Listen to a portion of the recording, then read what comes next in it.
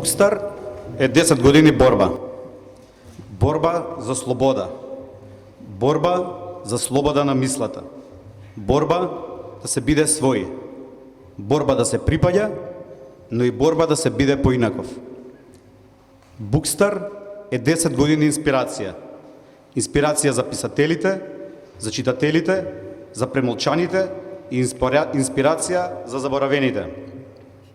Кого се инспирираше BookStar? Најпрво, сите нас тука, од вредните тимови што стоја зад фестивалот, до целата книжевна, медиумска и општествена јавност. Но ги инспирираше и гостите од секоја крајче на Европа. Илја Леонард Фајфер ќе создаде цел дел од својот капитален роман Гранд Хотел Европа по својот престој на BookStar. Го инспирираше и неповторливиот Славој Жижек да ја состави збирката есеи Пепелник во еден хотел во Скопје. Инспирираше колумни на Славенка Дракулиќ и купишта честитки и благодарници од сите кои ќе заминеа од тука со полна душа. За жал, ги инспирираше и оние што се хранат од завист и кои два пати се обидаа да го згаснат единствениот фестивал на европската литература во регионот. Но, за среќа, не инспирираше и нас да не им го дозволиме тоа. Зашто BookStar е и 10 години поддршка, 10 години подавање рака.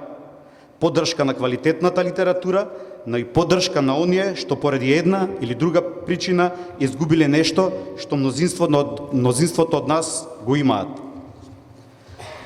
Затоа BookStar е 10 години поддршка на инклузивните умови, на креативните души, на зелените идеи, на трансформацијата на нашата држава во културно и модерно општество. Но и ние сме благодарни. Благодарни на поддршката што 10 години ја добиваме помалку или повеќе сеедно од различни домашни и странски партнери. Без вас, веројатно немаше да исполниме цела оваа деценија до крај. BookStar е 10 години сон. Сонување со затворени и со отворени очи. BookStar е 10 години сонување звезди. Како што вели Петре, да, Андреевски, ќе ти наберам звезди само да ме сакаш. Или Радован, точно, Павловски. Тоа беше како проклетство што дење гледав звезди. Ти се приближував и моите прсти се полнеа мрак и говор. Изговарам гласно дека BookStar е 10 години книжевни звезди. Видовме кои беа во минатото, а годинава тоа се Кристијан Новак, Јон Калман Стефансон, Здравка Евтимова, Жозе Луиш Пейшото, Игор Мароевиќ, Паола Перети, Фарук Шекик, Мирженка Чехова, Румена Бужаровска, Алесандро Барико и сите други од ова прекрасно фестивалско созвездие.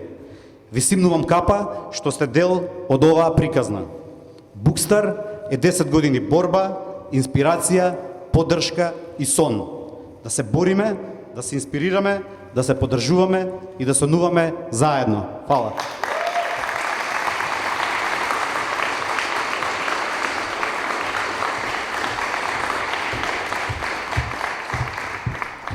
Добро вечер.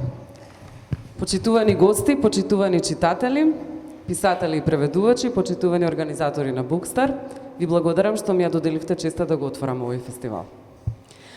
Родена сум во 1981 година во Скопје, во тогашна Југославија. Како една од најмалите држави во Федерацијата, со јазик кој што беше кодифициран во 1945 година, можам да кажам дека нашата генерација, а и тие пред мене, растеа со идејата дека македонската книжевност и македонските преводи се инфериорни кон српско-хрватските и руските. Со други зборови, често се слушаа поплаки дека нашата книжевност е здодевна и невредна за читање и дека не комуницира со новите генерации, а и дека не постои квалитетен македонски превод и дека поради тоа секако не треба да се читаат или купуваат преведените изданија на старите и современите светски класици. Сиве овие генерации, за жал, полни со известна тажна самоомраза, забораваа дека во раните години на нашето образование бевме растени со делата на автори како Оливера Николова, Ванчо Николевски, Видое Подгорец и Бошко Смаќовски, во кои уживавме и кои благо и игриво ја формираа нашата култура, јазик и идентитет. Тие забораваа дека само за 30-40 години на македонски беа преведени стотици книги од светската книжевност и дека во македонскиот јазик беа вложени голем труд и љубов од една релативно мала група луѓе кои неуморно работеа на проширување на нашите светови преку јазикот и книжевноста. Ќе го споменам овде Богомил Ѓузел, Драги Михајловски и Влада Урошевиќ, автори и преведувачи кои преку својот индивидуален труд успеа да влијаат врз цели генерации. Во меѓувреме, по распадот на Југославија и го самостојувањето на Македонија, се потенцираше уште еден проблем со кој се уште се соочуваме. Создавањето и преведувањето на така наречен мал јазик, тоест на јазик кој го говорат релативно мал број говорители. Што значи да живееш во мал јазик? Да растеш, да се развиваш и да се обидуваш да комуницираш со светот во него. Значи, дека треба дополнително да се потрудиш. Значи, дека за секој автор треба повеќе преведувачи. Значи, дека на западно ориентираниот книжевен пазар, кој негува комплексна супериорност, не си му интересен и не си му профитабилен. Значи, дека тешко е да обстоиш во професијата. Значи, дека за се е потребно повеќе од двојно средства и труд. Значи, дека речиси никој не може да се занимава исклучиво со писателство или преведување, чисто за да може да обстои. На известен начин, значи дека секогаш ќе бидеш на маргините. Што се случи во меѓувреме и каде се наоѓаме сега по сите овие предизвици? Она што најмногу ме радува е дека веќе не го слушаме муабетот дека македонските автори се неинтересни за читање и дека не комуницираат со современието. Пред деценија-две, со појавувањето на автори како Гоце Смилевски и Лидија Димковска, се разви жива млада сцена на писатели, која од година в година станува се поактивна, со што читањето на домашни автори стана нешто посакувано, стана нешто пристапно за луѓето надвор од книжевната фела, стана нешто за што се зборува во градот и во весниците. Да се биде дел од генерации автори, кои меѓусебно се поддржуваат и поттикнуваат, кои обработуваат теми кои се однесуваат на нашата општествена политичка реалност, автори кои се занимаваат со квир и феминистички тематики, за мене е огромна привилегија и чест. Понатаму, привилегија е да се биде дел од култура која се гордее со своите преводи. Култура која од година в година и покрај сите предизвици се труди да го подигне квалитетот на преведувањето и конечно да ја признае огромната улога на преведувачот во општеството. Од тука посебно би сакала да им честитам на Антолог за воспоставувањето на наградата Драги, ако може аплауз. Слободно. Која ја сметам за последица на нашите заеднички напори и стремеж кон конструктивен надпревар за подобрување. И секако сакам да потенцирам колку сум среќна и задоволна што во последните 10 години од само неколку постоечки книжевни фестивали сме достигнале ниво во кој независната сцена и издавачите направиле простор за одржување на голем број, на вистина голем број книжевни фестивали, како што е на пример овој, каде што не мораме да патуваме за да ги сретнеме големите автори од нашата современост, од нашиот регион и од светот. Тие сега нам ни доаѓаат дома. И уште нешто. Да се биде мал јазик, без огромна писмена традиција, може да се гледа како предност. Едноставно, ние го немаме товарот на вековните јазични и книжевни традиции. Ние го немаме товарот на споредувањето, ние го немаме товарот дека толку многу е напишано и измислено, што нема простор за ново. Всушност, ние сме тие што ја имаат слободата да измислиме. Ние сме тие што живо го створаме јазикот. Ние сме тие што ги градиме основата на културата. Ние сме тие што јазикот можеме да го испишеме со нови значења. Е така да сме сега, таму каде што никој досега не бил, на простор со бесконечни хоризонти. Ви благодарам. И честитам уште еднаш за јубилејното издание.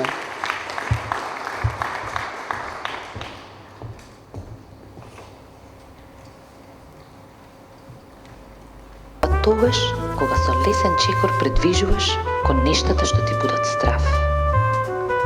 Тој како момент на безизлезност, во кој не си сигурен дали си луд на светот или си луд на себе. Процес е додека еден ден се освестиш дека се наоколу дишело и движело заедно со тебе. Тогаш настанува промената.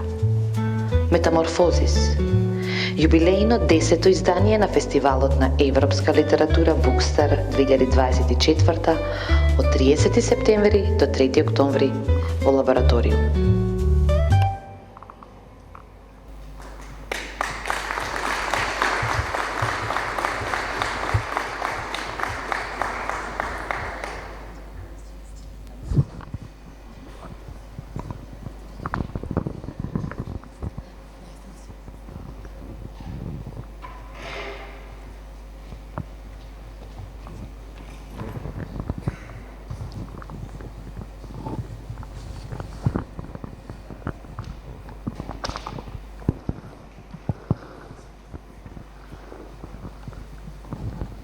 Добро вечер на сите. Јас прво би сакала да кажам дека имавме прилика многу импресивно нешто да видиме. Значи 10 години BookStar, 10 години автори кои што доаѓале овде, 10 години неверојатни промоции. Јас сум дел од фестивалот само 3 години и веќе го чувствувам како да е мој. Така што, Жарко, браво. Одлична. Голема чест ми е што вечерва имаме овде со нас две авторки. Сосема различни, но слични по некои работи кои што ќе ги представиме во текот на оваа, да речам, во текот на овој разговор. Двете авторки пишуваат, делата се, да речеме, протагонистите во овие две дела се припаѓаат на една возрастна група која што е тинејџери, да речам млади луѓе. И мислам дека тоа не е единственото нешто што ги обединува. Жал ми е што ќе морам да читам некои делови, но бидејќи ќе зборувам потоа и на англиски, ќе почнам полека со представување на авторките. Значи со нас се Паола Перети од Италија и Мирженка Чехова.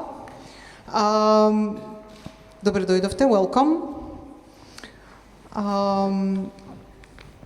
Мирженка Чехова е една од најинтересните представнички на современиот експериментален балетски и физички театар во Чешка. Таа е режисерка, изведувачка на перформанси, кореографка, универзитетска професорка и писателка. Завршила балетски конзерваториум во Прага, а паралелно следела и студии по алтернативен театар и невербален театар.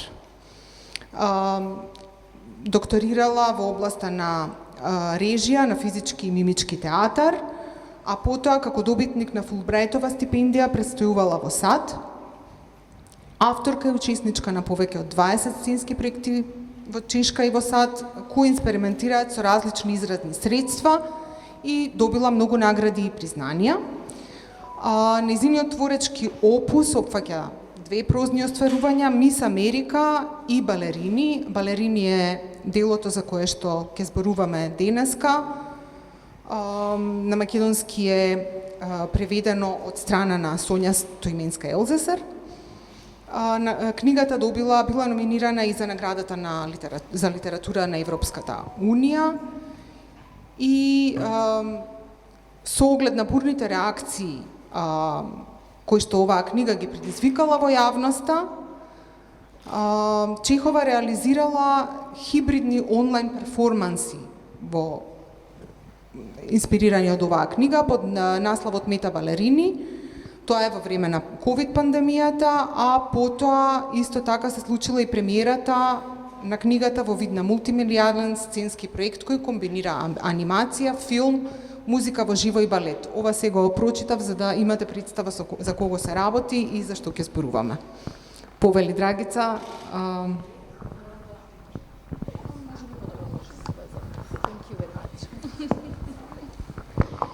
Добар вечер и од мене. Ќе ја представам кратко Паола и потоа ќе направам свич на англиски и ќе започнеме со вечерашниот разговор. Паола Перети е италијанска писателка, живее во Верона, Италија. Студирала литература, филозофија и дипломирала на новинарство во 2011 година. А подоцна присуствувала и на факултетот, односно се едуцирала на факултетот за креативно пишување Паломар во Ровиго. Пред 15 на години откриена ретка генетска болест која води кон целосно слепило. Чекорите кон црешевото дрво е нејзин прв роман. Тоа е романот за кој што вечерва малце ќе проговориме. Живе во областа Верона, каде што предава италијански на децата на имигрантите. Hello. Thank you. Добро ми беше ова на македонски, за да може малце тремата да ја смирам и сега можем да го започнем разговорот. I'll switch to English now. I want to thank you, first of all, I want to thank you for extraordinary books and the characters who personally inspired me with their resilience, persistence and honesty.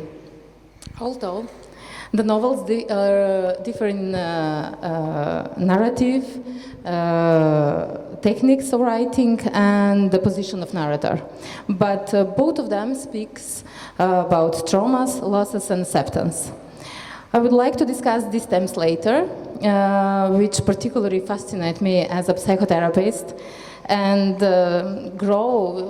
individual growth after stressful events and the healing of scars is very, very interesting thema in psychotherapy. But first of all, I have a question for both of you related to the process the characters go through in your novels. So both protagonists experienced profound loss, one of sight and the other of freedom within a rigid system. So the question is for both of you, and my question is how those losses reshape their sense of self and their understanding of the world, and what new insights of strengths do they gain from this experience? So hello, good evening. I will first start with thanking for inviting me for this wonderful festival. I'm really happy to be here, and I'll do my best to answer those questions. So at first I will start with the loss. For me, it's actually the loss of identity. It's the main topic of the book. You are coming into the situation where there is a child who is dreaming of becoming someone, is shaped from the very young age in the rigid system of becoming a star, a celebrity, a ballerina who is performing on the big stages. It takes with itself also a lot of different things that you have to lose. You have to lose the family that stays in the city where you've been born, but you are traveling to the main capital. There is a loss of friends, there is a loss of the old life. So you basically dedicate yourself to just this one idol of becoming someone. But during those years of shaping and actually meeting the system that is despotic and authoritarian, that I think it's not only about education, but it's all about all the systems that are despotic, you are losing yourself and your identity, who you have been, the whole time. And on this way, you have to either accept the loss and to become someone else, or you have to fight the loss and to find yourself back somehow against the system in which you are. And of course, it brings certain rebellion against the system.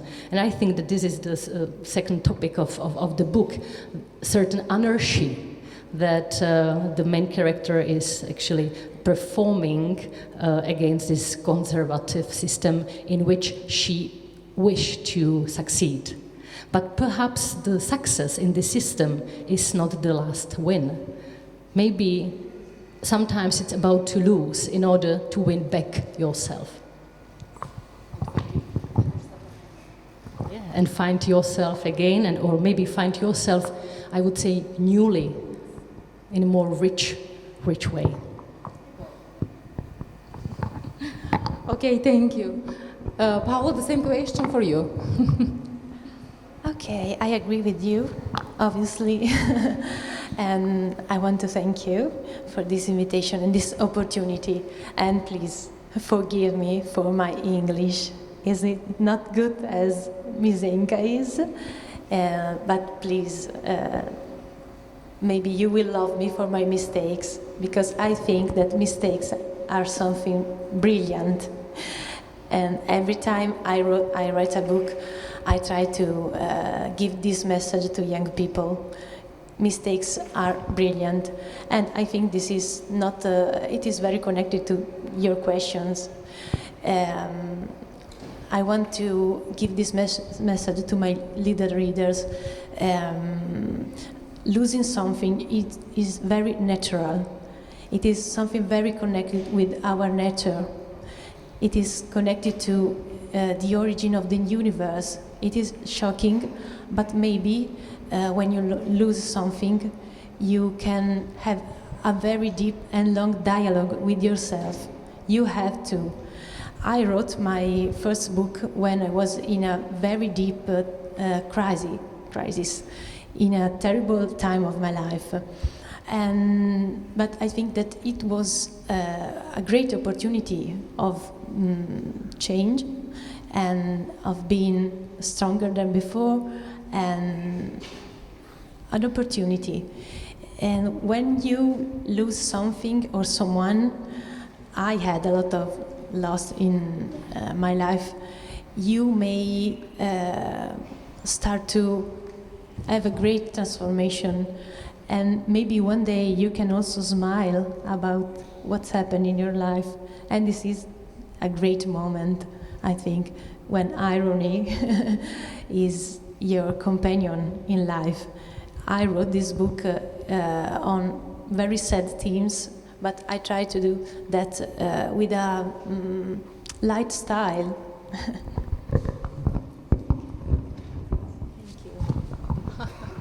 Thank you for this. Biljana? Yes.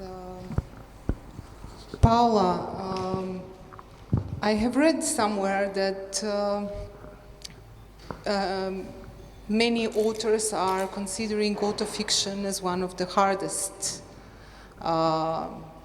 things to write, because you need to distance some of your emotions from your fictional characters. And I think that what you did in your novel was even harder, because you put yourself in a child's, you're looking through Mafalda's eyes.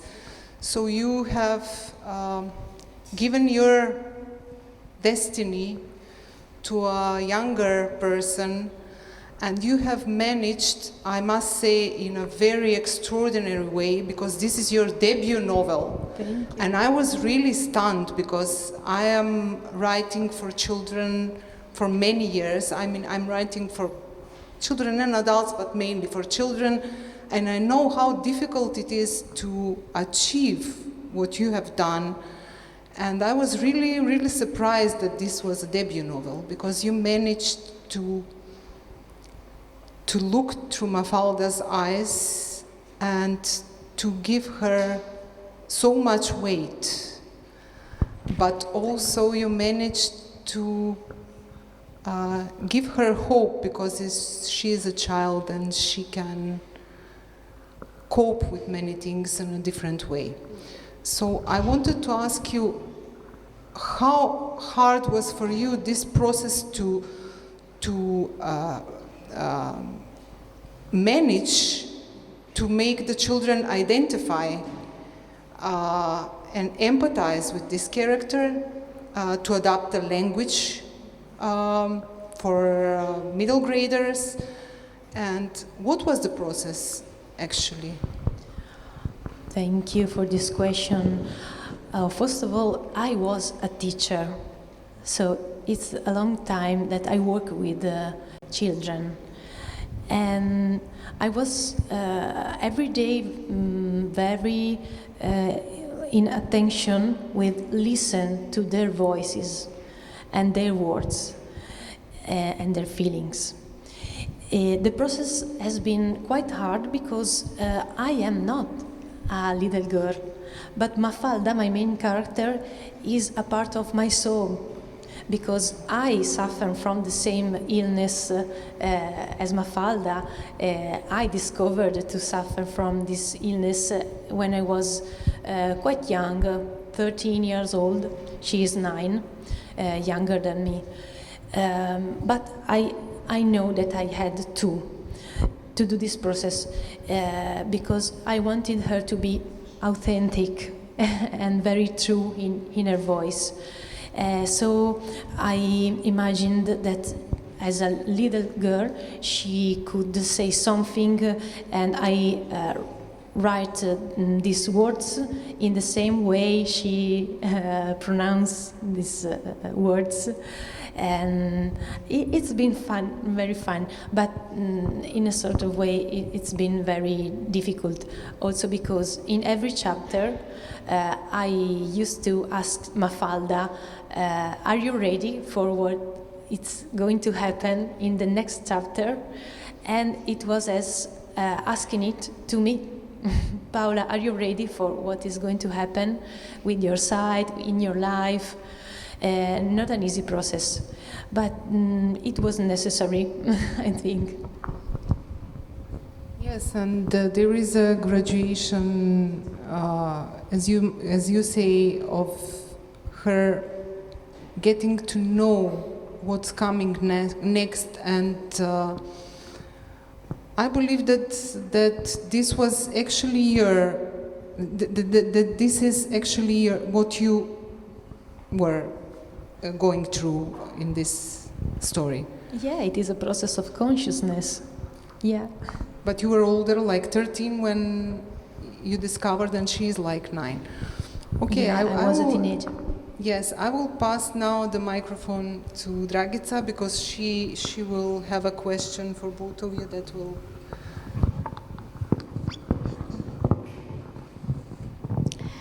Thank you. Paola, where we are talking about English, I will allow myself to read much more than just talking in English, because I'm like you, insecure in my English. So it is very important what you said about lost, and I don't want to. I want to say some words about losses, loss of Mafalda. Every day loss a few meters from her cherry tree, but she lost and friendship and grandmother and her, how do I say, her protector, like in fairy tales, her Stella. And from that point, we can talk about trauma. And in your novel, you were writing about the loneliness and anxiety, dysfunctional coping mechanisms, And you are, in one word, you are writing about suffering. So I think that those things we should say it by the name of trauma. So, but while trauma can be deeply destructive, it can also lead to unexpected growth. So I'm wondering, how do characters in the distance between me and the cherry tree and the balletki or ballerinas find meaning or even benefit from their suffering? In what ways do their hardship lead them toward personal victories? It is an, again, question for both of you.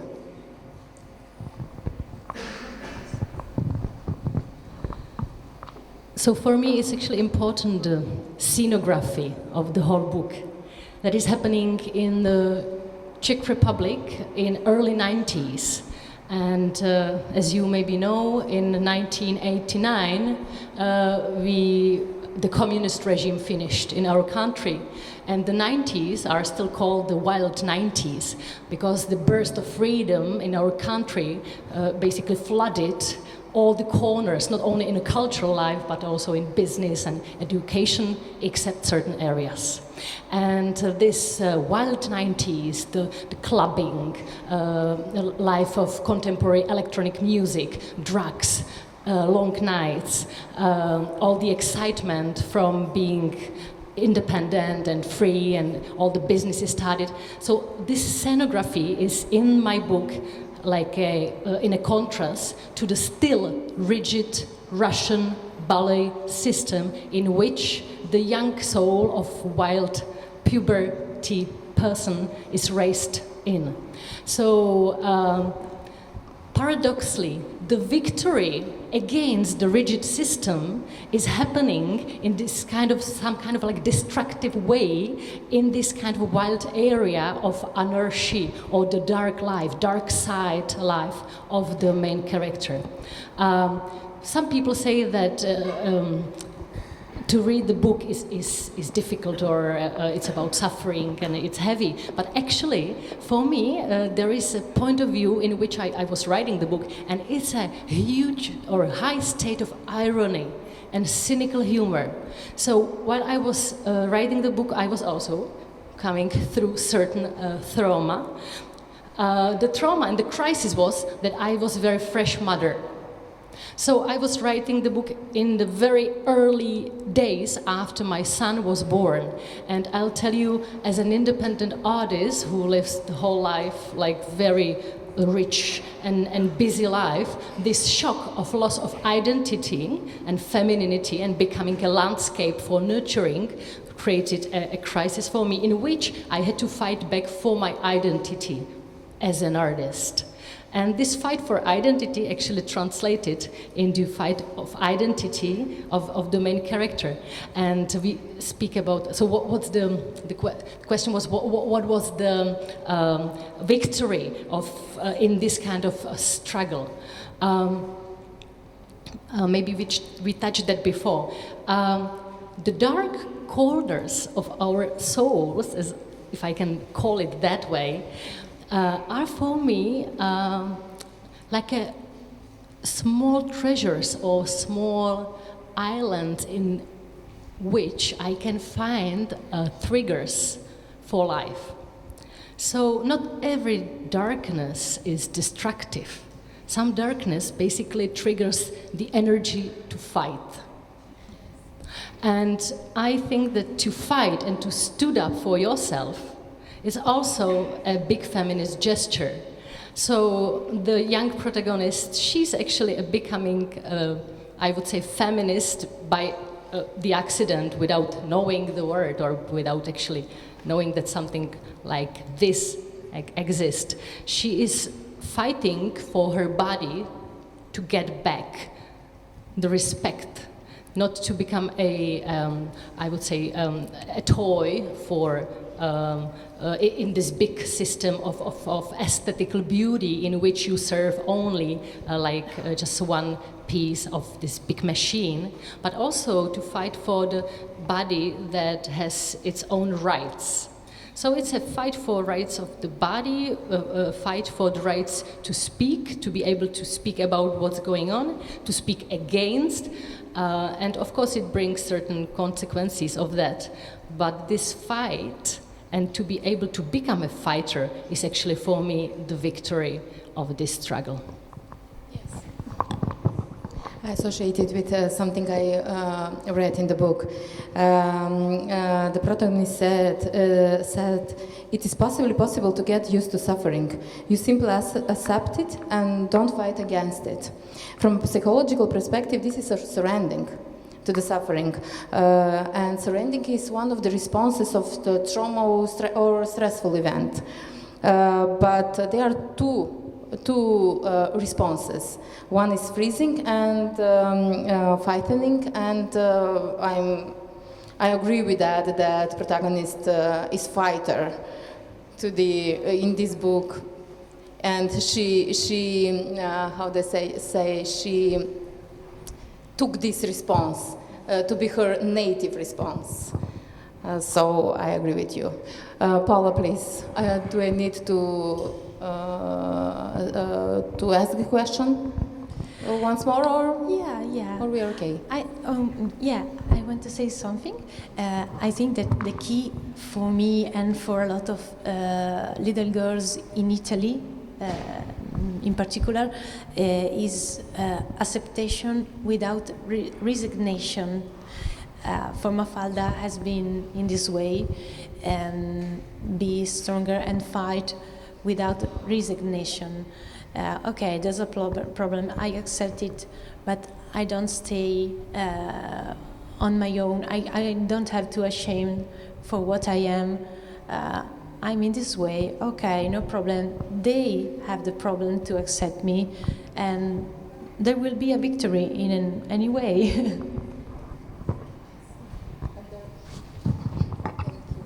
And there were in the book with the list of the things she wants.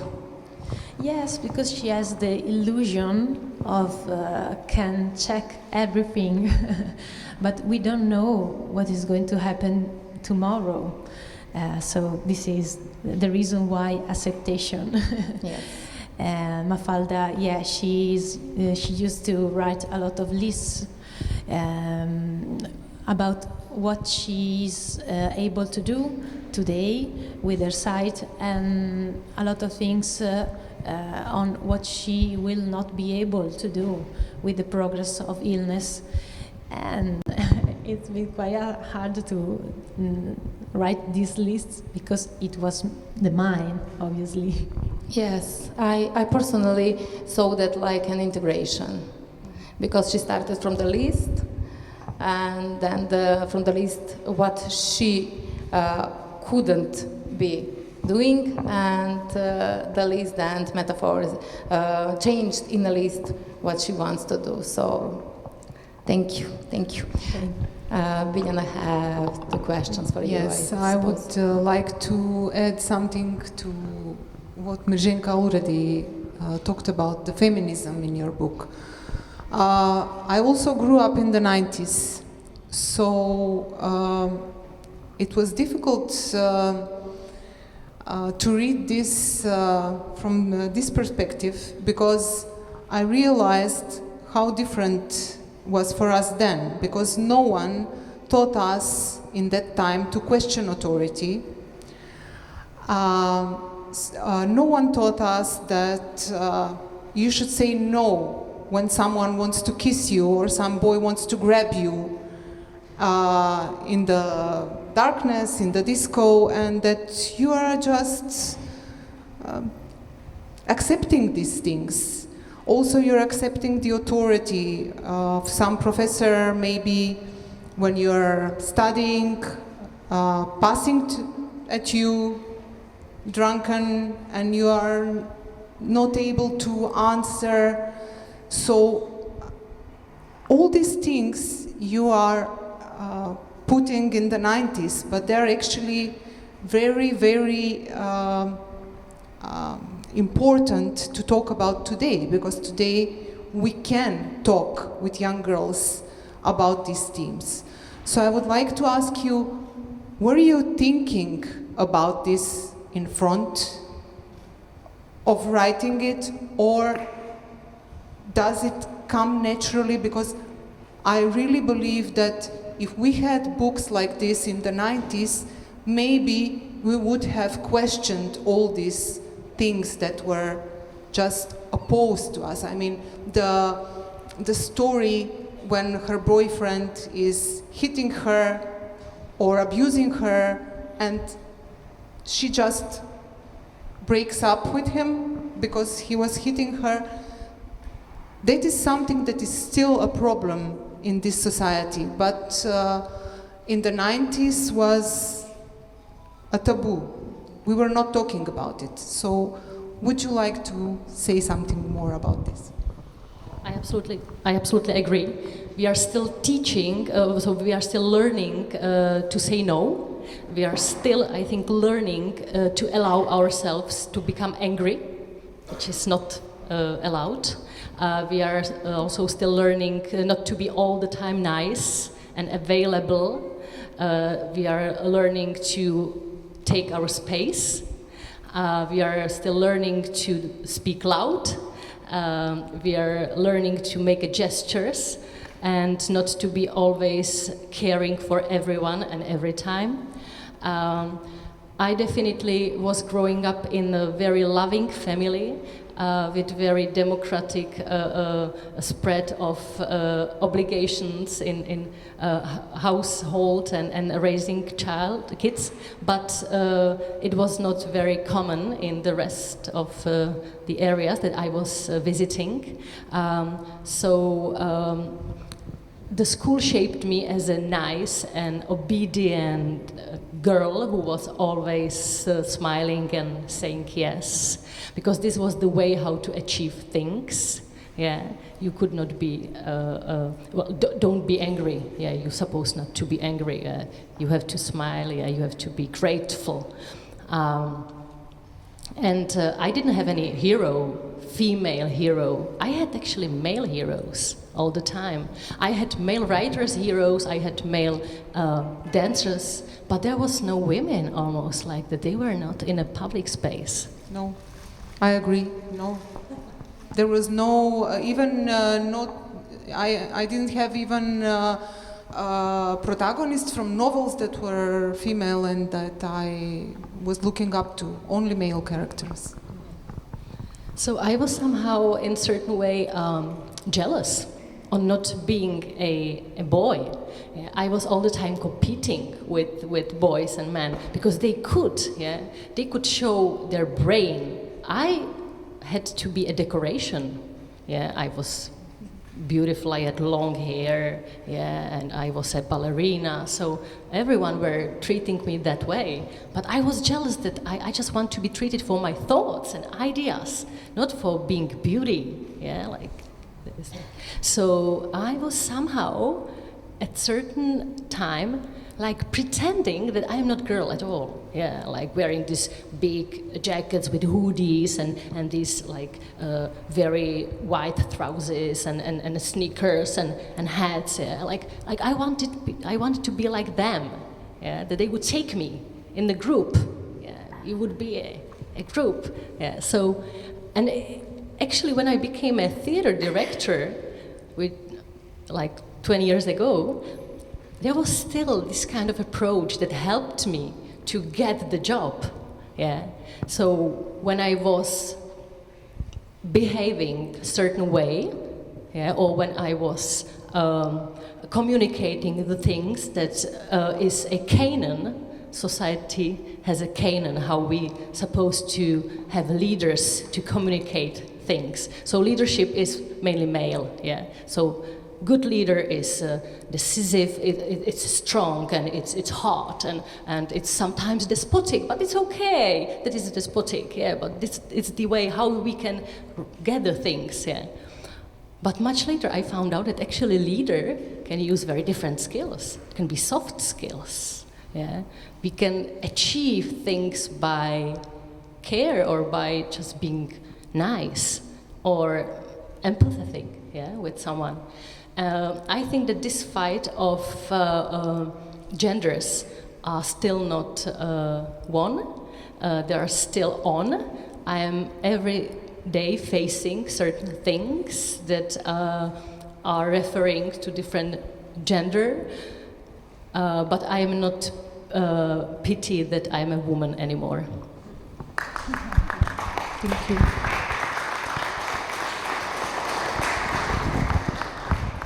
And one more question for you, from me. I was reading that ballet dancers had a lot of reactions among the ballet dancers, probably the ones that are leading the theaters or something, or schools. I would like to ask you more about this, but I have another side of the question. And at the same time, I was reading some of our readers that were reading the book and were saying like, oh my God, I cannot even imagine that this can happen, because this is ballet, this is so graceful, so gentle, so beautiful. And this other dark side of the ballet is not comprehensible for normal everyday readers.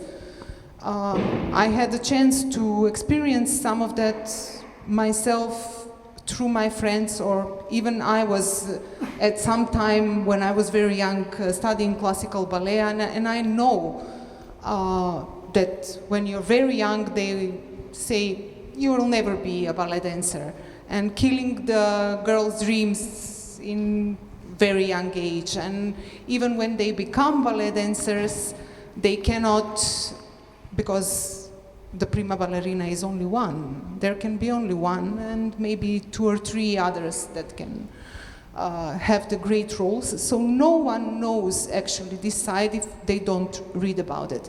So I wanted to ask you, what were the reactions that you were receiving from the readers and from the professional ballet? So my editor, he was preparing me that there might be certain reaction that can come, and I was like, well, sure, yes, of course, yeah. But I was not ready for that, absolutely. It was a burst of emotions that mainly on social media went through certain people. Mainly it was actually male leaders in a classical repertory theaters who I remembered, who were directors on conservatoires, yeah, who taught me, who actually recognized themselves in the book. But it was this type of very strong reaction that caused a stream of other voices that were basically just feeding this strong hate that went against me. The thing was that they could not say it's not true, because everyone in the community knows that everything is true, what's going on. So the argumentation was not it's different, but it was like, who dare you are to say that? So they basically tried to compromise myself, saying like that I was not good enough, and that I am like fighting my ego, or that I did it for money because I made a lot of money on the literature, yeah, on this book. Or that basically I sold the story to the boulevard, yeah, like no boulevard wrote about that. Yeah, so there was this kind of like funny argumentation, but it brought a lot of emotions and very hateful emotions. And I was not ready for that, and it really struck me like it was a hit. And at certain time, I was afraid that I won't get the stamina and courage to speak publicly again, because I was like expecting the hit from every corner. So I became like very I was watching everyone, like if they might to physically approach me and hit me. But nothing of that actually happened, because I decided to go and to face them. And I invited, for example, one director of the conservatoire when he was writing terrible things against me and was like having 100 answers on the social media, and everyone was like, yes, you said it, and you are saving the ballet, she put a dirt on it. And so I asked him to come and meet me. And so we met in the park, at the bench, yeah. And he came, and he was so small, yeah, like looked so small. And then we started to talk, and he was like holding there. And after a while, I had a feeling that he's afraid of me. Yeah, like. And then he was probably. And then something happened. And he started to say, well, you know, I went exactly the same. It's my story also, and I am not saying it. I am not saying it loud. I had to survive this, so everyone has to survive that. And I found out that it's exactly like that. Basically, it's this syndrome of, like, when I was a victim, you have to be too. Yeah, and I am teaching you to go through the same things as I did, because, yeah, I want you to not to have it easy. Yeah. Well, it ended up we became friends. He's often writing me if I can put him into some of my theater play, because he doesn't have a job now. But I found out that it's like that. It's basically just a space of social media that is culminating and boiling all of those hateful emotions. But then when you meet each other face to face, it's very different. We are back in this kind of like human level, and we can speak, and we can find out that there is something common, yeah, and we can basically, it's a democracy for me. This is democracy. Yeah, and then of course, on the other hand, I had a lot of letters from mainly women, but also from men, dancers, former dancers who went through the same and who were saying, it's exactly my story, or thank you so much for speaking for us. Yeah, we are holding it and we are afraid to speak, and someone finally did it, and now we feel free. And they sent me their stories, very much, I would say, much worse than mine, and more traumatic. And I felt like that now it's my obligation to give them back their respect. Yeah, because you set yourself free, and they didn't probably. Yeah, thank you. Thank you. I have one more question. I wanted to talk about all this stuff you already said. In one point you write that abuse in society is better than depression in solitude. It was very powerful for me when I read it. Abuse in society is better than depression in solitude. It was... Abuse in society is better than depression in solitude. It is a sentence from the novel, but it opens many things about conversation. And I wanted to talk about strategies of coping with those traumatic experiences. Some protagonists throw paths with writing, another with addiction, another through promiscuity. Some of them through giving up, and some through complete withdrawal, self-harm, or even suicide. Some of them were in loneliness also because they don't want to share with in attempt to protect others. And I want to ask you how important it is to speak for those things in publicity, to share and open up conversation when confronting not just personal but collective traumas. But I think that you already give the answer. If you have something more to tell on these topics. I'll be brief. Just coping mechanisms. Yes, each of us have our own coping mechanisms. I am so lucky to be an artist that I can use my art as a coping mechanism.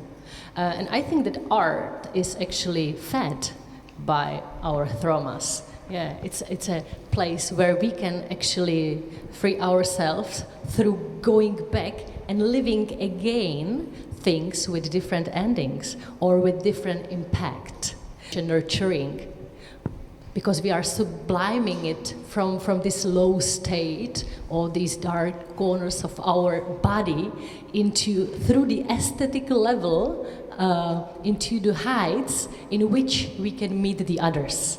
And it's a place where we can all meet and empower ourselves. So I am so much grateful to the art that is saving my life.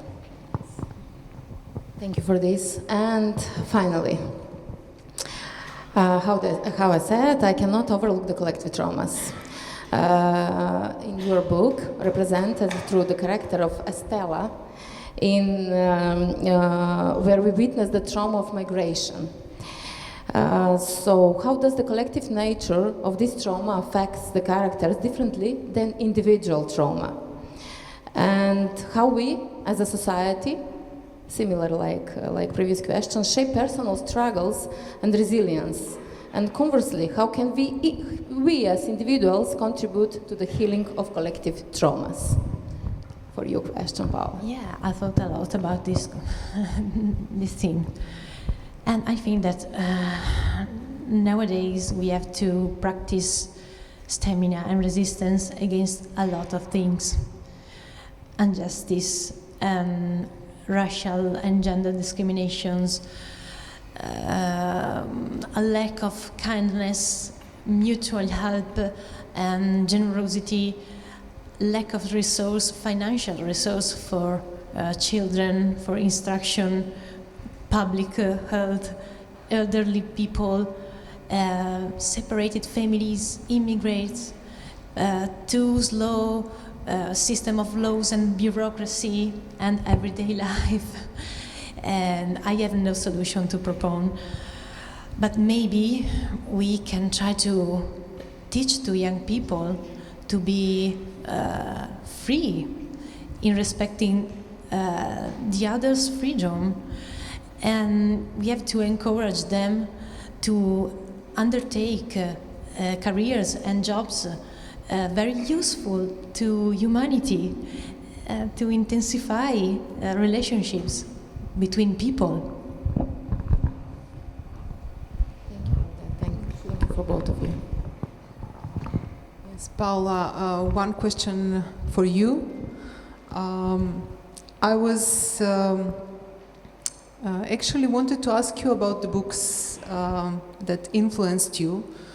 This is one part of the question, because you are mentioning in your book Italo Calvino, Antoine de Saint-Exupéry, and these are some books that we all had been reading as children.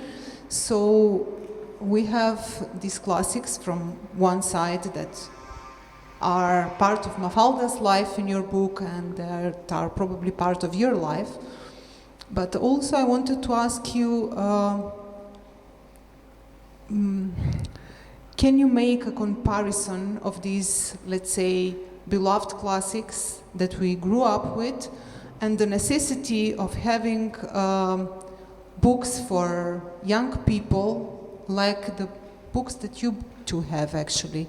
So maybe Mирженка can add something to this after, because here in Macedonia, I don't know how it is in Italy, probably it's different and in Czech Republic, but we have a real difficulty to make the parents, the teachers and the librarians accept books that are talking about difficult themes, as you mentioned, migration, dysfunctional families, inclusion, death of a parent or grandparent. This is a very difficult, and we have real difficulties to explain to the parents that these books will actually help them and not make damage. So I would like to have some comparison from your side about these two books, and maybe something Mирженка can add to the end. Yeah, in Italy, we have the same problems in making parents and teachers accepting books with these themes, death, and also the development of sexuality in teenagers, and immigration, differences between people. I don't know why, because Italy seems like a very free and open country, but it is not completely in this way. And I really believe that reading classics and other books like something written by Italian and not Italian writers, they exist nowadays, can really help. I think that we have more and more speak about these issues, these problems. It is essential. If you hide something, it will be a bigger problem than before, I think. And also illness, diversity. As I am, I am partially blind, and I was very ashamed about being in this way. A girl like me, with my body, I've always think on myself as a fat girl, and I was also partially blind. And Mafalda in the second book, she can't see her face, and she is terrified by not seeing her face in the mirror. Why? It is not important. Her brain is important, her soul. So yeah, I think that reading books, it is very important for little girls and little boys. And I mentioned Italo Calvino, but I love Virginia Woolf and her book A Room for Your Own. This is a great book for feminism, but not only for feminism, it's for everyone.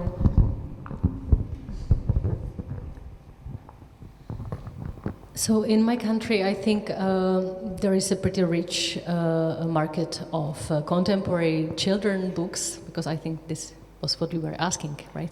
That are dealing with contemporary topics, climate change, same-sex parenthood. Well, mainly what I am buying to my son is this kind of environmental books and all of this. But I have to say, it's not a I would not say that it's not getting into the curriculum in the school. I hope that it gets, yeah. But there is another thing that kids, they are not having so much time, or they don't spend so much time by reading. Yeah. So what was for us the classics? Yeah, they don't even know the books. Yeah, they don't know the names. But I wonder, should we actually feed them by books that were important for us and that we consider that their values was important for us? Or should we let them to choose what they want to read, what is important for them? I don't know, I don't have the answer. I know that my son wants to read funny books that are funny and always with a happy ending, and he doesn't like the tragic ending, and he doesn't want to actually to hear about the crisis of the world in which we live, in this multiple crisis that is becoming still stronger and stronger. He wants to believe in the happy end, yeah, and this happy end I'm giving him so far, so we'll see if it will change. So I would like to thank you. I think that we have come to the end of our conversation. I think that we had a really good time getting to know you and your work and your thoughts. And I would really like to say that we are very glad to have you here. Thank you. Thank you so much for inviting us. Thank you. Thank you very much. I really enjoyed it. Thank you.